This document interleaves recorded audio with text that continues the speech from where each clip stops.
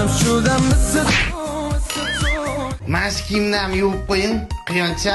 Kechqurunga ertaroq kelarsiz. Begim. Yangi uylanganlar namoyishlardan keyin jirish mumkin emas-ki, shungami? Yo'q, qarindoshlar yangilik qachon deb uyaltirishyapti.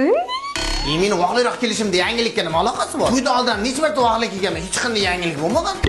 Yanga mana sho'rbadringdan qaysi biri yaxshi? Ha, kuyov bola, yangilik bormi? Sho'rbadring yeyishni qandaydir yangilik bo'lish kerakmi? Mandarin yeymizmi, yangi yilni kutib chirib ketamiz o'zi. O'z to'yda bildim, kuyov jonasi yo'qligidan bespaniyatganligini. Bola, yangilik bormi? Hamma yangilik sizda ham sizlar bilan har kun gap soatda o'tirasiz. Rostdan yangilik yo'qmi? Nima yangilik bo'lish kerak? Sal bunday tushuntiringiz bilan nima yangilik bo'lish kerak? Telegram yulduzlarim men sizlarga. Jo'rajon yangilik bormi? Bo'ldi, Uzun market kafolatli narx belgili mahsulotlarni alohida pushtirangli bo'limiga joylabdi. Agar xuddi shu mahsulotlarni boshqa onlayn do'kondan bundan arzonni topolsang va 3 kun ichida murojaat qilsang, haqiqatda arzonligini isbot qila olsang, Uzun marketdagilar bunda ko'rib chiqadi, farqini promokod shaklida qoplab beradi. Shumi yangilik? Vaqti zo'r bo'pti-ku. Lekin bu yangilik emas, nima desamikin? Bu yangilikdan keyin hamma seni tabriklaydi. 1 yildan keyin uyingga olib chiqasan. Endi tushundim.